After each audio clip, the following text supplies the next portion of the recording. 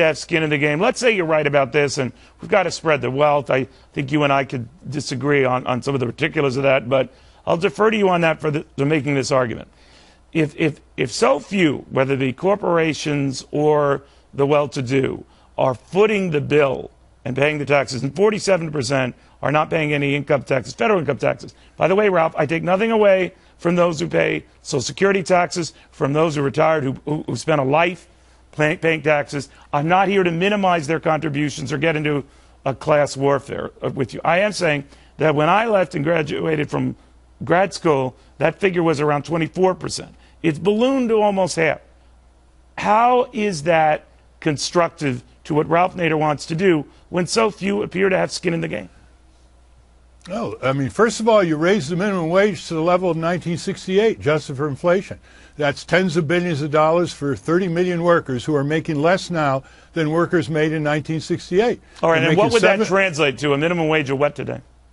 To $10.30. That's the equivalent of 1968. Okay, you got 70% of the people behind that. One. We can argue about how effective that will be for small business owners and their willingness to hire. Obviously, that lifts their worth, that raises their base. They become tax-paying Americans. Then what? How much of a difference do you think that weighs? How much will that bring down that 47%? Maybe to 40%? Yeah, but that's the easy one. That's the quick one. But others are more effective. If you have a public works program, these are well-paying jobs, and they'll pay income tax. But you see, I think we should tax first speculative stock transactions, tax pollution, carbon tax, even Exxon is okay with that, tax corporate crime, tax addictive products, before we tax work. And also, we should have a national debate on a progressive consumption tax. But if you're automatically coming in taxing, I know you don't like Wall Street, and I know you have an intrinsic distrust of the financial guys, much of that deserved over the years. If you're right from the get-go setting up a series of punitive taxes, or just more taxes, who would invest in an environment and in a country that does that? Well, you tax things that society wants to diminish. That's why there's a tobacco tax, for example. You tax things so we want to diminish our stock market? We want to diminish capitalism? We want to diminish free enterprise? No, we want to diminish corporate crime. We want to diminish pollution. We want to diminish I know, but for going after the few criminals, think about this, Ralph. For going after the few criminals, are you destroying it for those who, and I know you find this startling to believe, are not criminal, are not crooked, that just because they work on Wall Street, they're not Lucifer? No, you don't tax corporations that aren't engaged in criminal behavior. What you do tax is a tier. No one puts on their 1040. What do you do? Criminal behavior. You don't tax wild six-tier speculation, bets on bets on bets, derivatives. That's just casino capitalism, as Business Week called it. Right. It's not productive.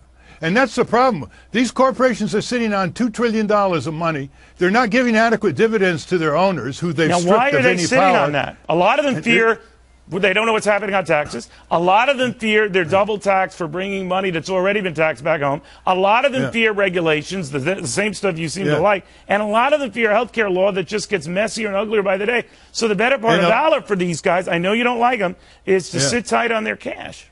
And a lot of them don't want to give dividends back to their shareholders, number one.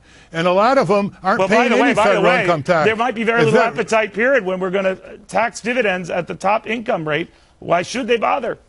I agree with Ronald Reagan. He taxed dividends, capital gains, and ordinary income all at the same. Even Steven. Is Ronald Reagan too radical for Fox News and Neil Cavuto? Well, for heaven's sake. As I told you before, we talked about this, Ronald Reagan in the 1986 Tax Act did try to close loopholes to get rid of special allowances and credits. Yeah. You're quite right to make sure you expanded the tax base, and those who were avoiding paying taxes did not. So you're quite right about that. But the idea wasn't to just willy-nilly raise taxes. It was to close loopholes that prevented so many from paying taxes. Here's what I want to ask you. You trust the government to handle this. I do not. You give the government a virtue that I do not share. You trust the government to zero in and address these enterprises. I do not.